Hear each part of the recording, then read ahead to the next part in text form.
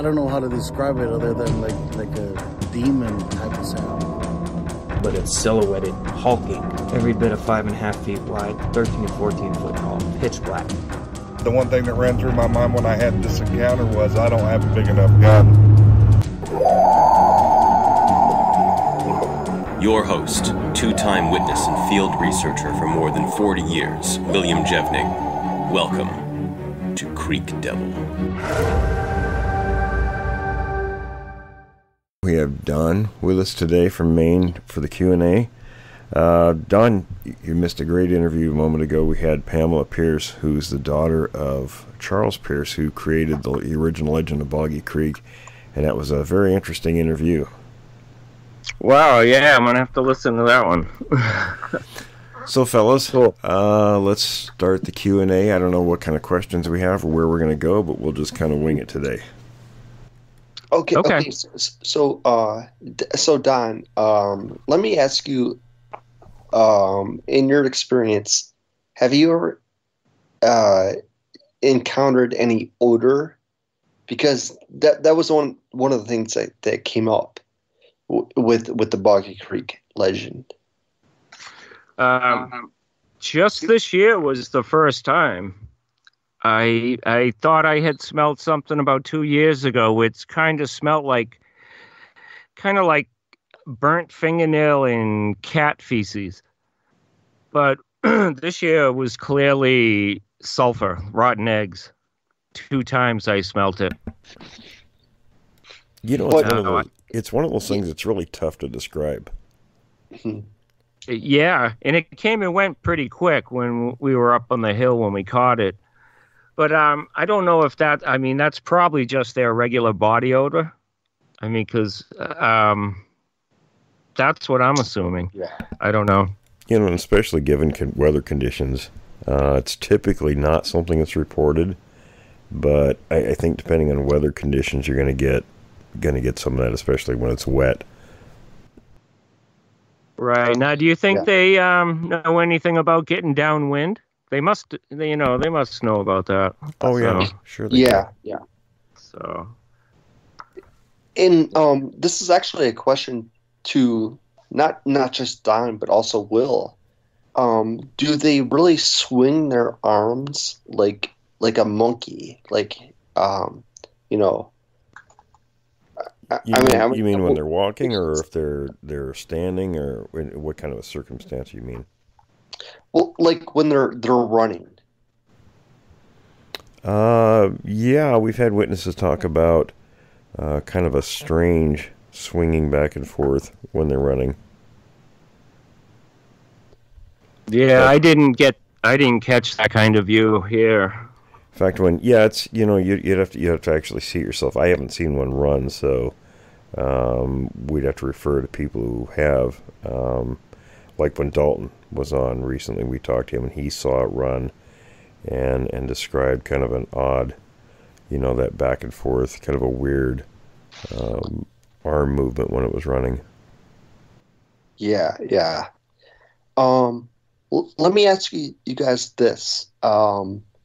What are their ears like? Because if you look at like a gorilla, their ears are kind of shut. They're not sticking out. But a monkey's ears are sticking out. So have you ever experienced an encounter or heard of where their ears are sticking out? I haven't. Yeah, no, I don't. And I don't remember seeing any. But yeah, you were kind of breaking up a little. Yeah, during my encounters, I've never seen the ears at all, and it's something you typically don't. So they're much more like gorillas. You wouldn't see them; they'd be close to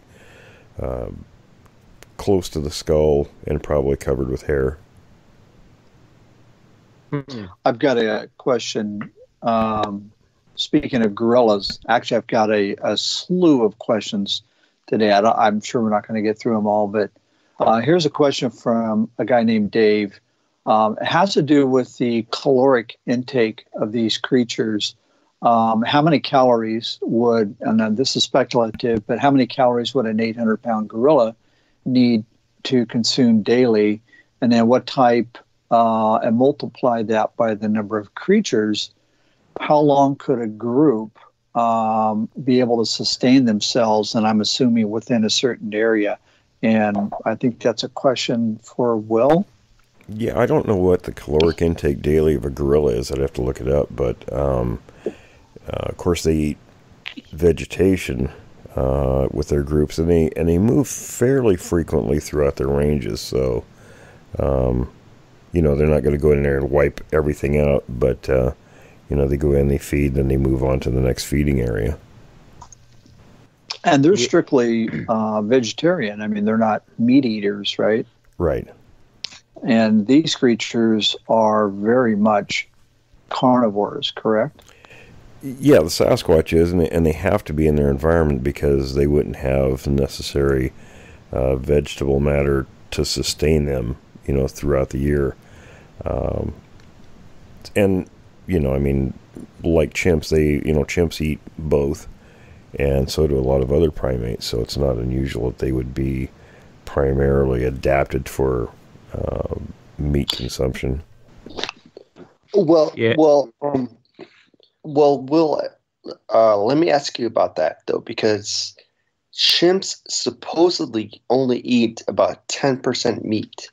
And these creatures, Sasquatches, they eat about 90% meat. Right. So do you think that there's a different behavior that might go on between them? Well, it's what's the adaptation for their environment. There's not as much, other kinds of foods available in this environment. Plus, they're very large. They're very intelligent, so they probably have a large brain, and large brain primates like us, it's better to consume protein because you get more value out of that for a smaller quantity consumed, to drive your brain. Yeah, they're around here on the recordings. I can hear them looking for mice is what I think they're doing, because I'll hear the squeaks every once in a while. But there is so many rodents. I know that they eat raspberry leaves around here. I know they eat the nuts that grow around here, beech nut, acorns. There's plenty of apples that grow, apple orchards around here. But like you said, there's fish around here. They eat so much, but I can definitely tell by the feces sample I have, it is about 90% human looking, and then with the nuts mixed into it, it's 10% or so.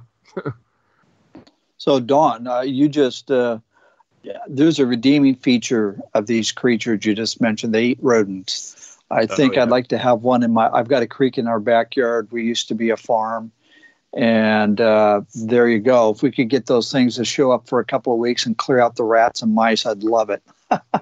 Right. Well, that, there's a lot of chicken barns around here. And those chicken barns brought in the rats. Actually, the seaport here, Belfast, brought in rats, but they've made it 10 miles inland. And when I first got up here, I didn't know what I was seeing, and it was rats out in the middle of the woods. I've never seen that before. Then I found out it was from all the chickens that were up here, and those chicken barns are just full of mice. There's mice everywhere around here. If you leave a car parked anywhere up here for more than 2 weeks or more, it'll have mice in it. They just tear apart a car.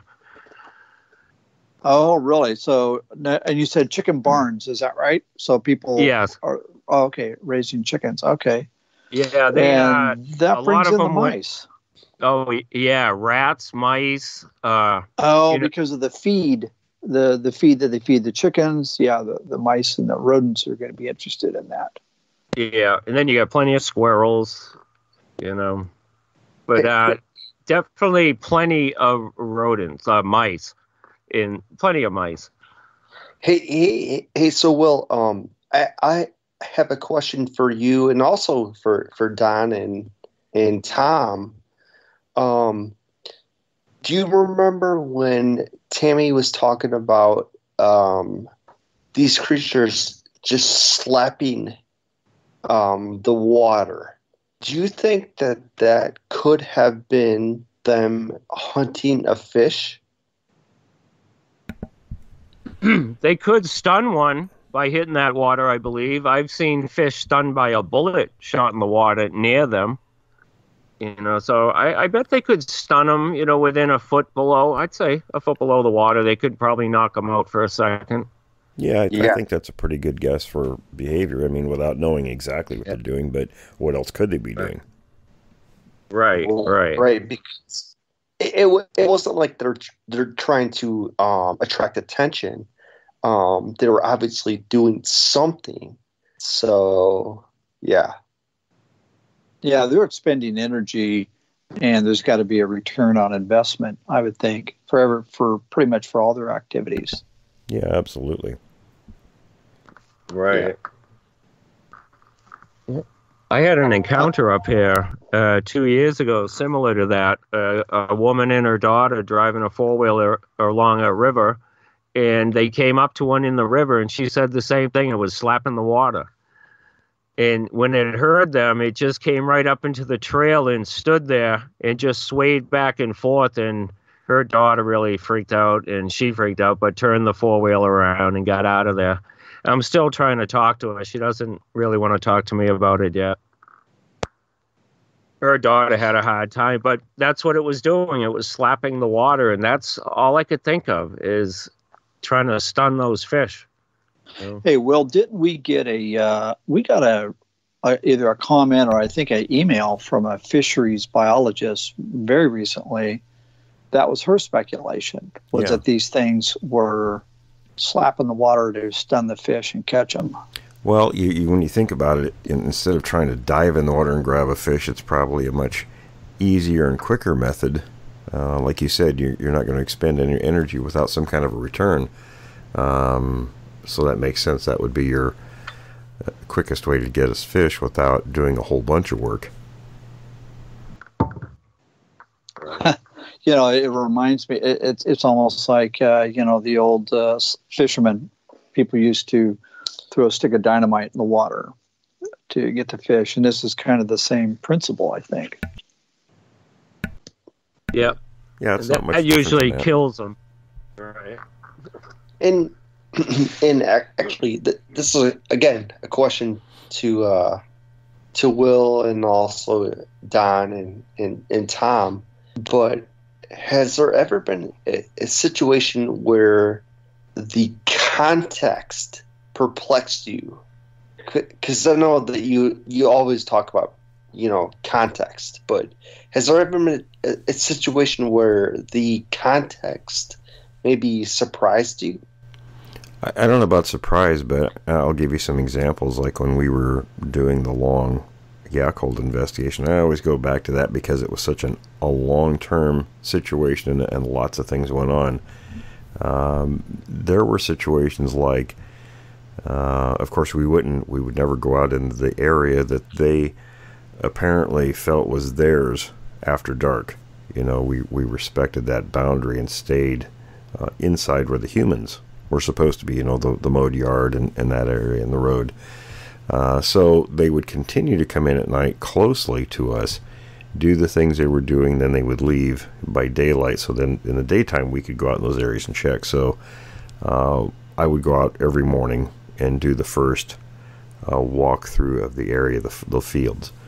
And the people there owned 13 acres, and there were surrounding fields outside of their property, so I had a large area to check.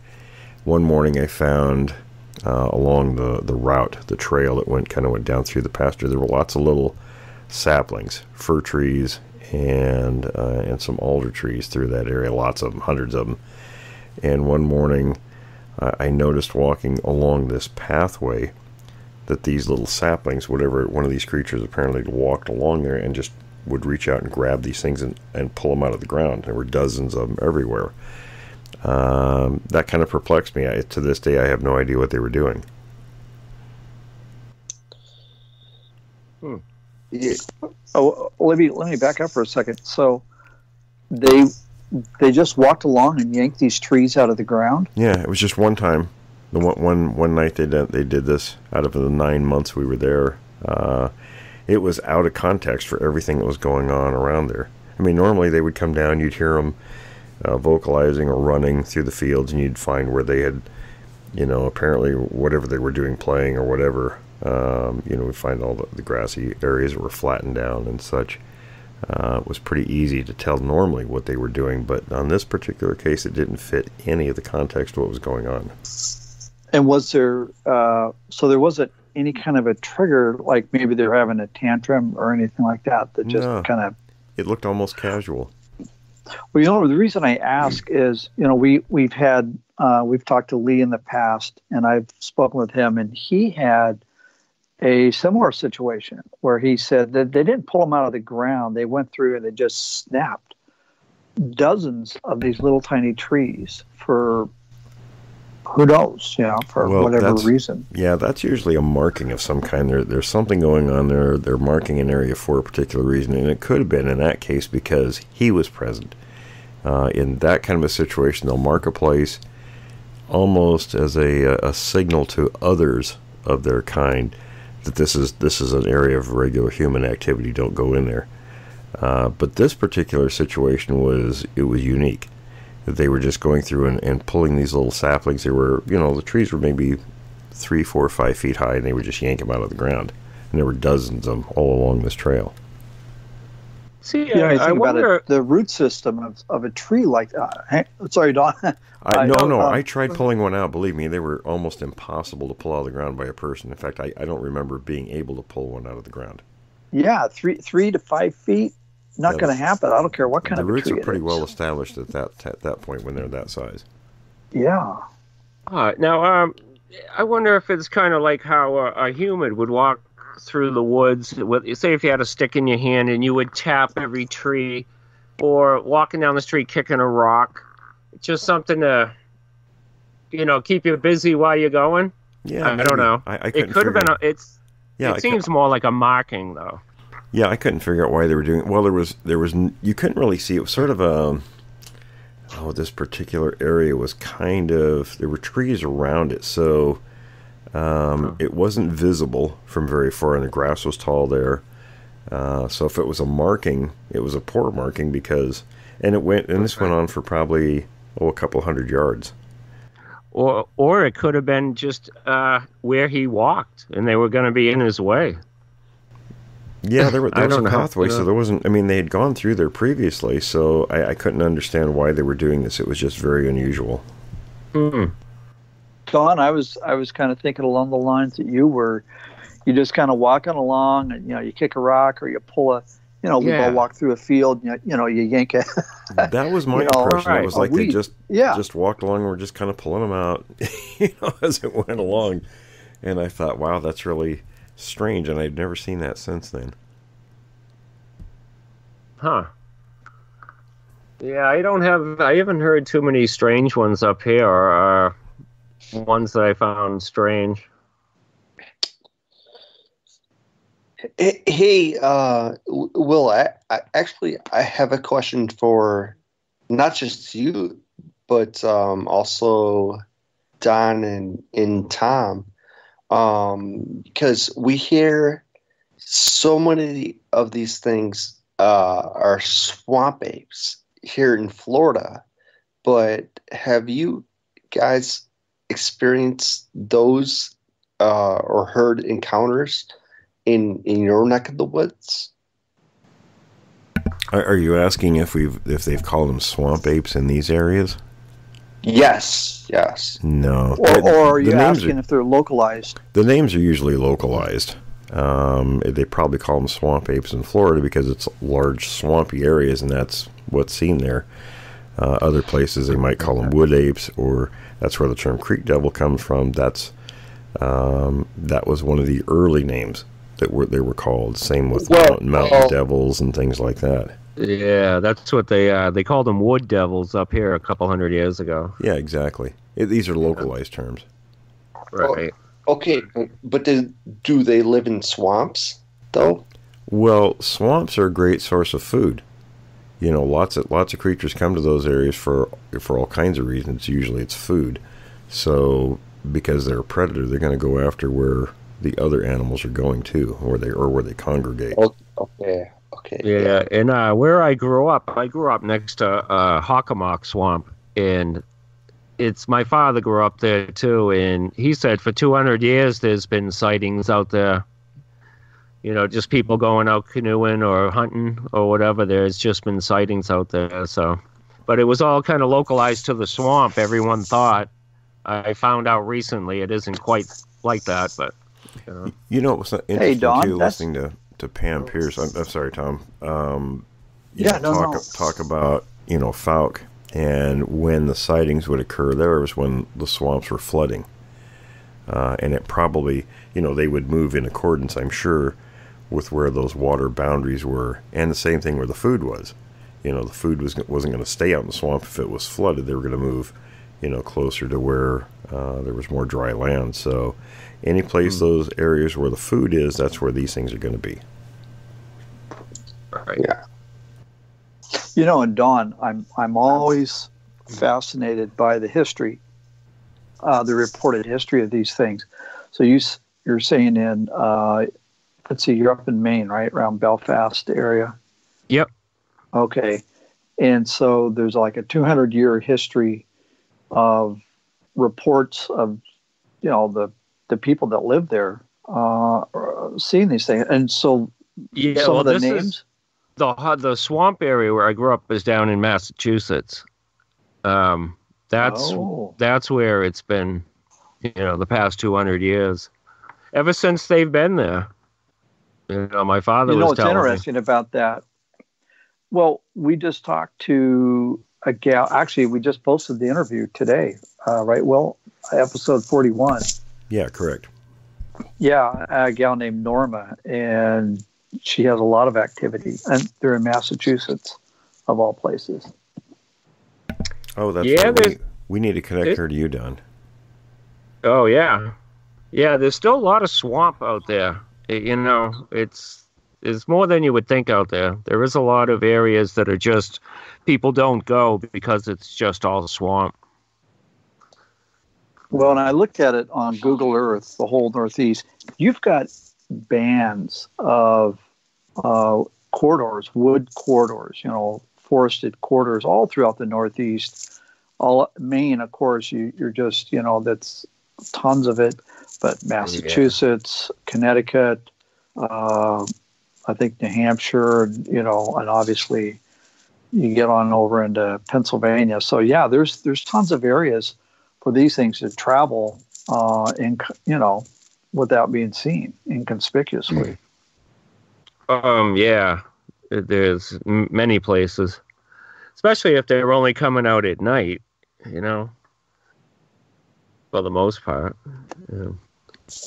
Hey, yeah. I'm sorry. Go ahead.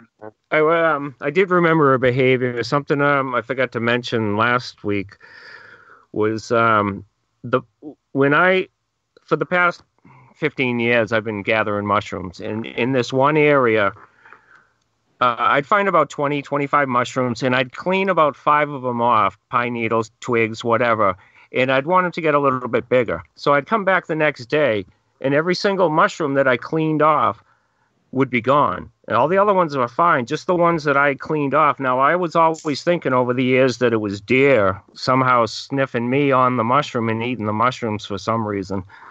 Then recently I figured out it was probably these creatures.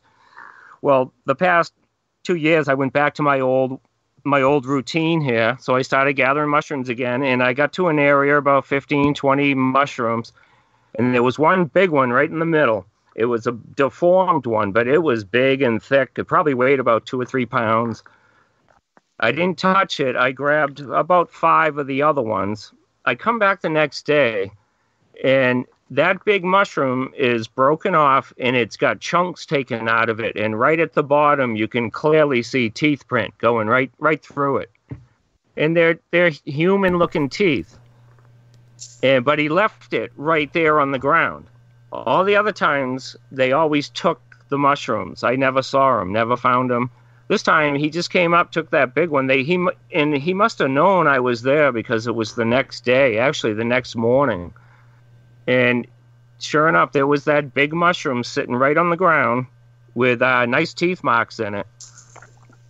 You know, Don, let me ask you. I don't know why he left it. He clearly left it there for me to see. You know, I don't know. You know, I got a question on the other mushrooms. We had a guy, and Will probably remembers him, the gentleman from Canada who had an excellent encounter. Uh-oh. What's, I got some noise there. Technical. Yeah, that was me dropping the phone. So we had a gentleman from Canada who talked about seeing these mushrooms being picked out of the ground. Do you remember that, Will? Yeah, I do remember that. Right. So these things must have an interest in mushrooms. So my question to you, Don, is did you see any mushrooms that instead of broken off, it looked like they'd just been plucked out, left a hole in the ground? It would only be the ones that I would clean off. That's the only time it doesn't seem like they were eating the mushrooms. But if I came up to pick some mushrooms, they would do something. You know, whether they're telling me this is our land, you know, I don't know. This is our territory. I don't know what they're doing. See, the mushrooms stayed there. I left 3/4 of those mushrooms I left there, and they all rotted there. Nothing ate them. Yeah, Brian and Tom, I just texted you the photos that Don sent with the teeth marks in the mushroom. Oh, look at that. Yeah, okay. Now, what I noticed about those teeth, they were more concave than my mouth. You know what I mean? It was a narrower. It was like from a narrower jaw. Can you explain what you mean by concave with those teeth? Yeah, that was my question. If you can see the bite, it's like a concave bite. It's more narrow. The jaw that went through there, it looked like the top jaw. Those looked like the top front teeth that went through. And I did get the 2 teeth on the side. There's actually 4 in there. When I measured them, it came out to like maybe a 1/4 inch more narrow than my mouth. Mm-hmm. You know what I mean? As much as I could measure into the bite. Right. You know, and it was right up to the 4 teeth. So I measured my 4 teeth and how deep they would bite in, but those bit in like a little deeper than mine would, or I would have put a wider bite onto it. That is a huge mushroom too. What? Just out of curiosity, and that's what kind of mushroom? We call it a sweet tooth. It's they call it a sweet tooth. It's a toothed mushroom. Oh, the Latin name is like Hydnum repandum. It's a very dense mushroom. It's very dense. It's a really good mushroom, though. Hey, Don. Do you think that their teeth get wider as they get older? I would imagine, yeah. But I don't. Yeah, I would imagine so. I don't know if they'd go further outward. You know, like a snout. Yeah. Well, in this photograph, it's probably a younger one because these things have pretty large teeth. The adults do so. Right. And there is a juvenile here. We're pretty sure.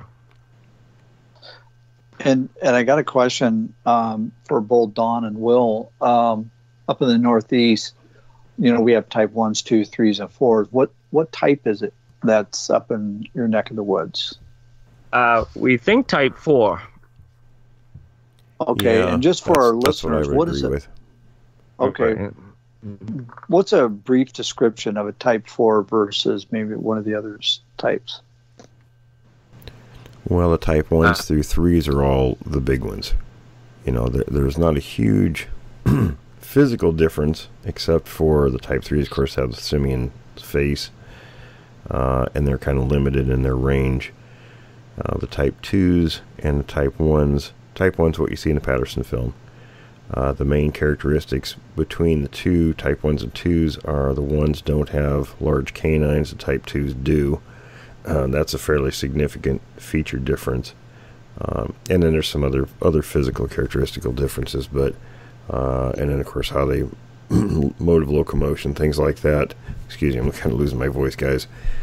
But the Type 4s, I guess for a lack of better description, are what people would consider more, I guess, quote-unquote cavemanish in appearance. Right. They're smaller in stature and size, and looking at this, the teeth here, that would clearly fit something like that. You know, if it were one of the other types, you'd have these big teeth marks, and I've seen big teeth marks and things.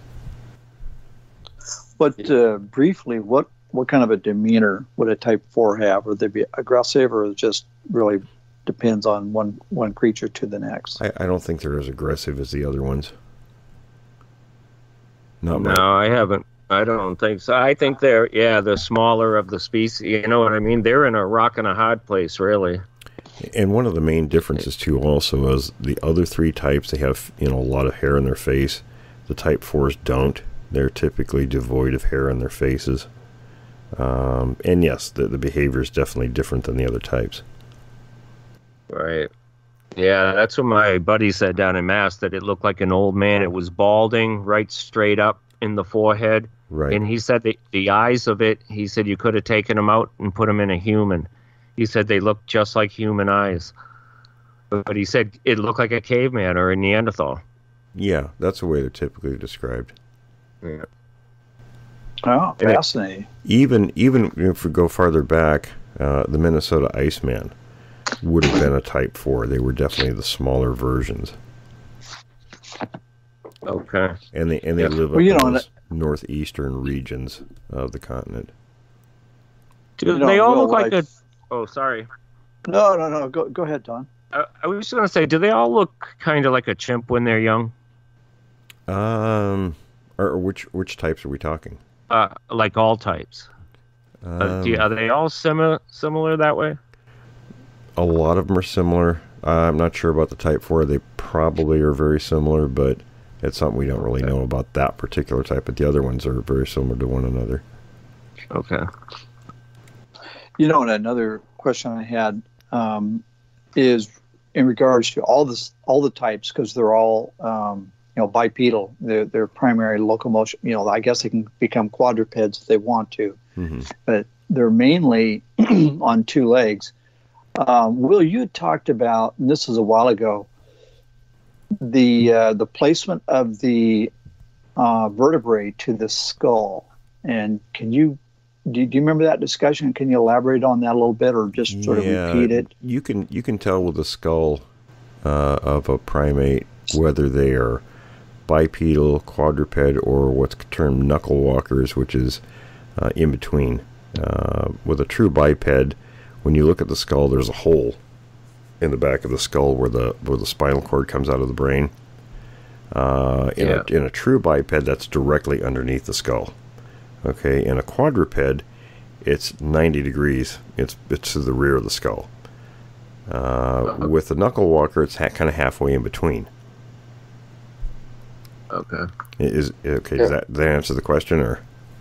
Yeah, it does. So a knuckle walker, I would think, we would consider like chimps, definitely, and gorillas. Knuckle walker. Right. Okay.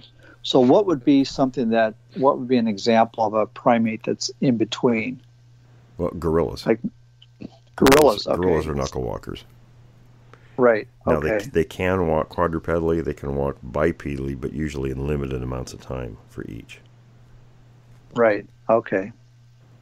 Right, and also, I mean, bears can walk bipedal. They can, but a bear's considered a quadruped. Yeah. Yeah, so, I think they spend most of the time on all fours, or around here, I think, anyway. Yeah, it's probably more the in-between, what would be termed, quote-unquote, a knuckle walker. Yeah. So Will, this is a question that I've always wondered, and maybe you can correct me if I'm wrong about this. But if you look at the deer population in the United States, it's way heavily populated on the mid-eastern or I'm sorry, midwestern states, Michigan, Ohio, and it's if you look at the deer population, it's not that spread across the Washington State or the Pacific Northwest. And I just want to know what is the explanation for that? Because if these creatures are populated in the Pacific Northwest, why is their deer population not spread in the Pacific Northwest? It's all spread across the Midwest. Well, there's a heavy deer population in all these forested areas. And you were correct about the mid-eastern states being overpopulated. Pennsylvania, Virginia, Kentucky, those are overpopulated. They have pygmy deer out there in Pennsylvania. It's so overpopulated. And so are the West Coast states. I mean, they're all overpopulated with deer. Yeah, I'm not saying that you're wrong, but I'm just saying that it's kind of an inconsistency. Yeah. Well, it depends on what kind of food Brian, they have that's to actually eat. In the Midwest, there's and how much they're hunted. Right. And how you? I mean, I'm not sure the question, which you mean there, because Washington State calls their deer population an infestation. There's huge numbers of deer. Yeah. No. But I'm just saying, if you look at the statistics, the deer population is not that heavily populated in Washington State, but I'm not sure what statistics. It's very heavily populated. So is Oregon. Yeah, maybe the western part of the state's a little more, desert-like out. Well, you know what I mean, a little less sparse. Maybe there's not as many there. I don't know. And it could be with, say, Michigan and those states. They have larger areas where deer can populate. Excuse me. Right. Whereas you look at the West Coast now, there's Cascade Mountains that divide Washington and Oregon. So the western side is heavily timbered. The eastern sides aren't, but there's still a lot of deer in those places. And I'm not sure. Now, how does that relate to this subject, though? Right. I'm not saying that. But it is just kind of weird that if you look at the deer population in the United States, it's not that heavily populated in Washington State or the Pacific Northwest. But I'm sure there are plenty of deer out there. I'm sure the viewers are gonna give you lots of feedback on that. Right. Because I know from growing up in those regions, there's a lot of deer.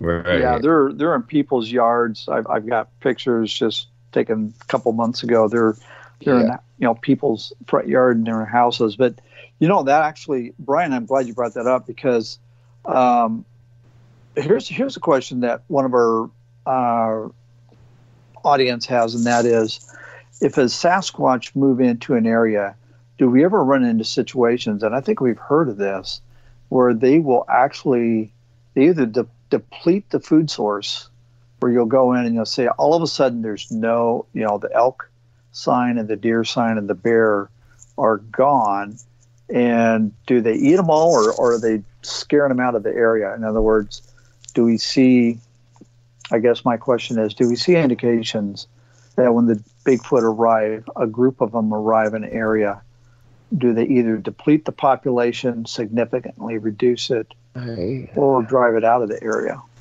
Well, in terms of the West Coast, and that's where I've done my work, they won't deplete the population. They'll move into an area, because they're not in those areas very long. They're typically about 14 days, and then you move on to the next feeding area. As long as they're undetected, they'll be there and get what they want, and then they'll move on. If the animals in the area know they're there, they'll move out of the area.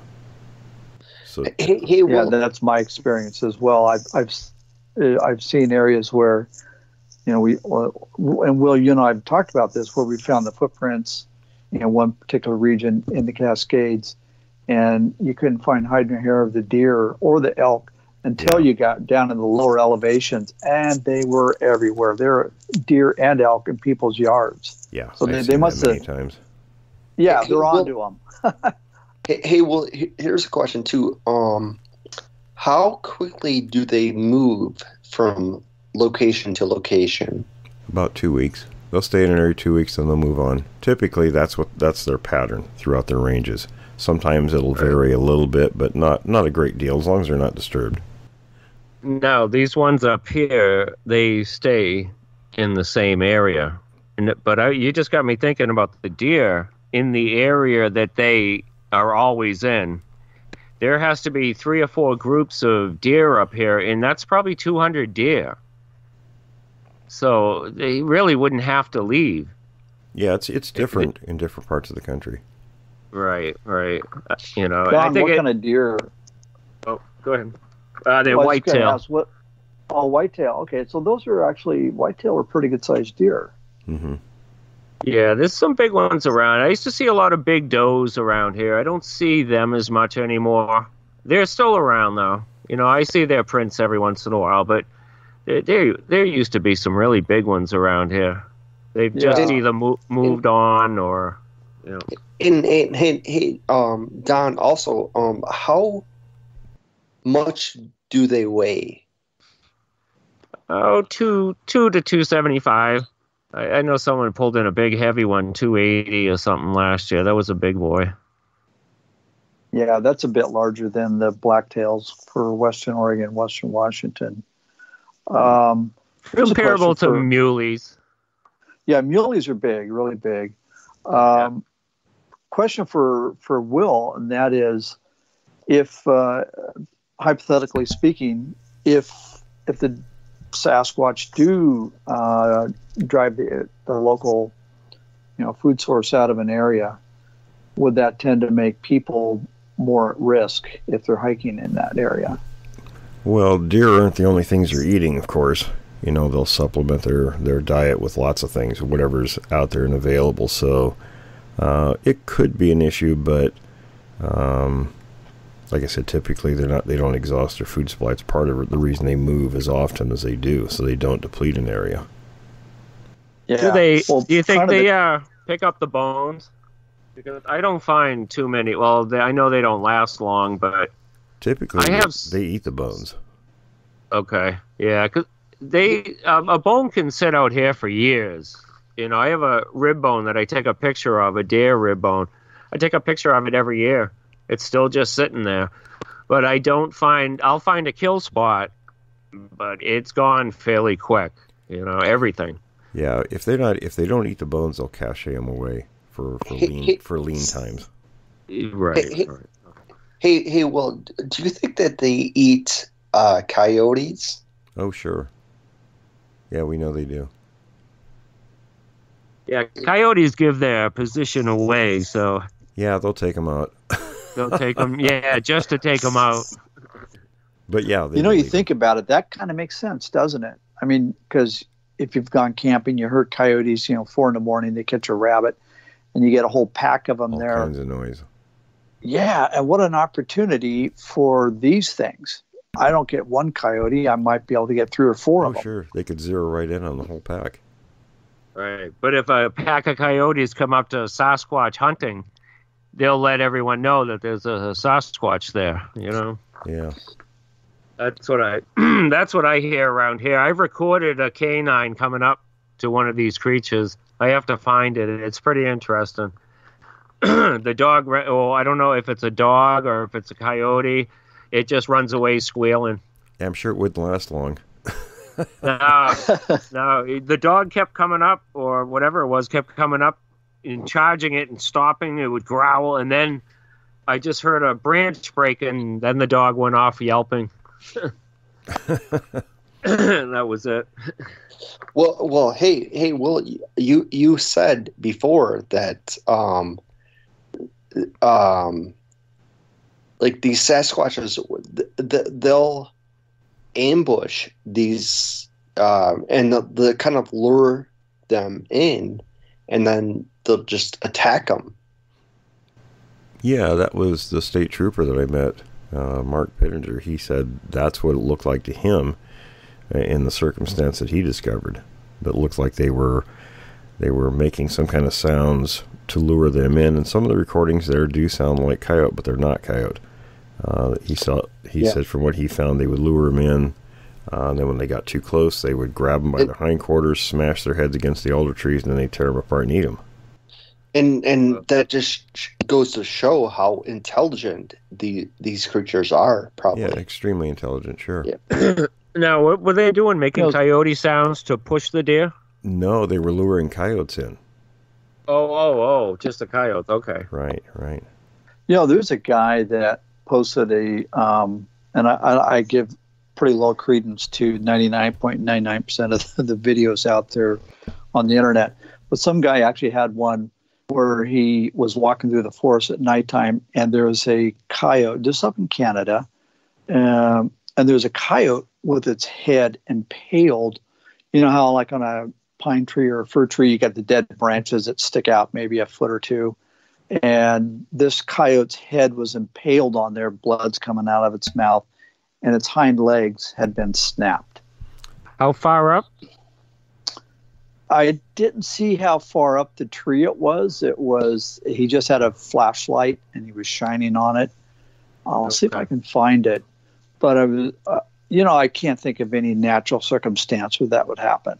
Yeah, you'd have to think how that could possibly happen, and it's not very many options. Exactly. And I've seen that before too. You found that too, and that's Don? a good indication. Well, I haven't seen it in person. I've seen pictures of it. Of a coyote just impaled on like a little branch or something through the back of the head. Yeah, right. That's what this was. Yeah, that's why I was wondering. It was in the daytime in the picture, and it was up about 20, 25 feet. Yeah, that really narrows things down, doesn't it? It does, yeah. And I would think when you see that, it's time to turn around and leave. Yeah, that would make me want to leave. Yeah, right. I have found a skull out here, though, up in a tree, where I had my first sighting when I was going all through that area. It was up maybe 10, 12 feet. It was just a skull hanging up on a branch. I mean, someone could have done it, but I was in the middle of nowhere. I wasn't following a path or anything. So, that is one of the things I didn't talk about last. Oh, go ahead. Sorry. No, I was just going to say, how many people do that? See a skull and go, I know, let's put it up in a tree. Right. I mean, they could, but... They could, yeah. You never know, So, but something I didn't talk about last week was the way they move through the woods around here. Over time, these rocks have all eroded, and the tips of, how small ridges will run parallel to a main ridge of a mountain range? The smaller parallel ridges, over time, they get all eroded, worn down, and just the tops of them are pretty much exposed. Not even all the tops. Just, there's like a line that runs through the woods. There's a quartz line. It's not constant rocks. There'll be maybe 200 or 300 feet of rocks, and then there'll be some, just regular ground, and then you'll get the rocks again in this line. And I did notice that this year, that they would move in the line of these like old ridges or a quartz line.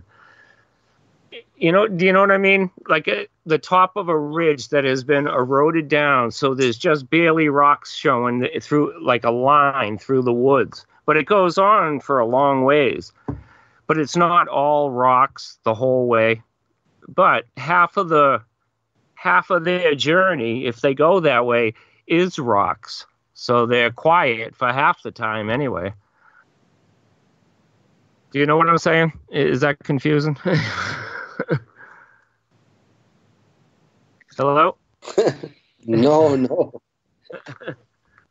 Oh, sorry. I guess I was kind of coughing. I'm losing my voice. That's all right. But do you know what I'm saying? Like if Yes. the top of a mountain range, if it's a straight ridge, there'll be parallel ones down lower than it. And it's those smaller ones that I'm talking about. It's just a line, like an old quartz line. There's quartz in all these rocks, so they don't erode as quick as the other rocks.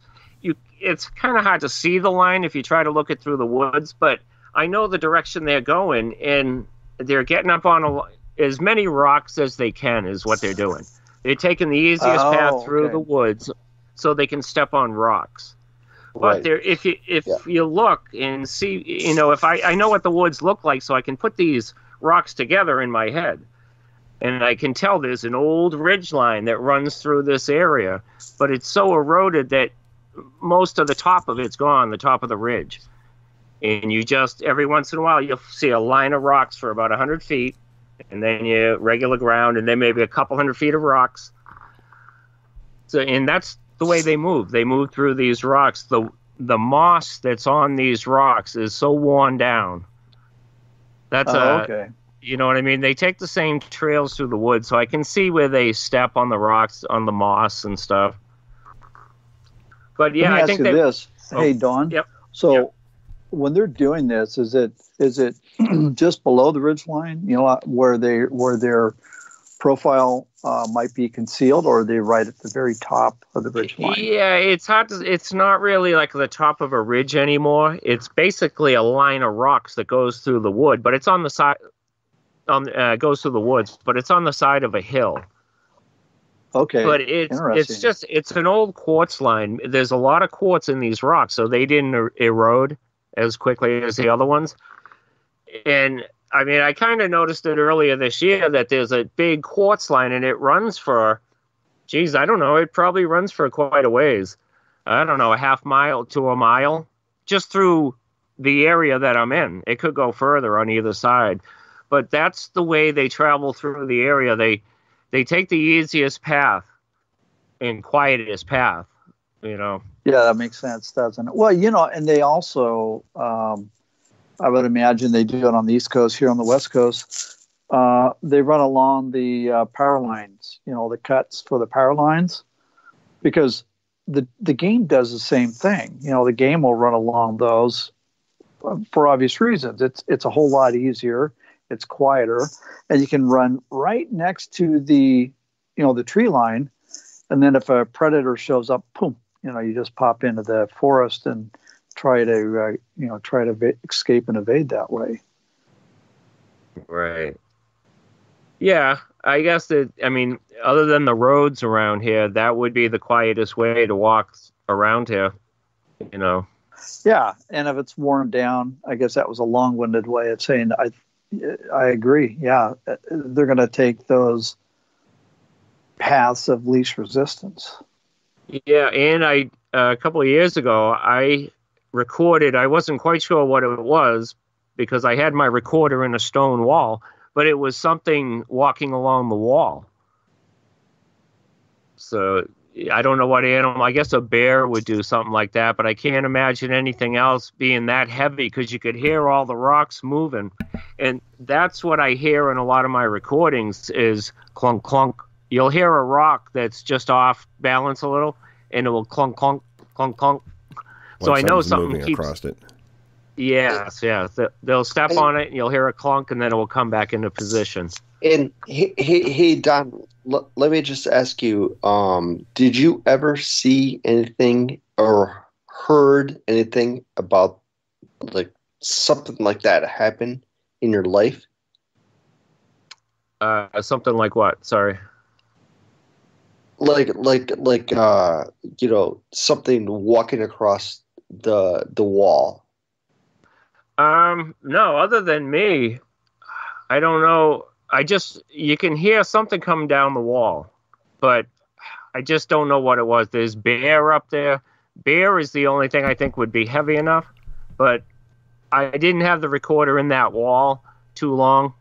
I moved it to another spot. Fellas, we're almost out of time. Any more questions for Don before we close out?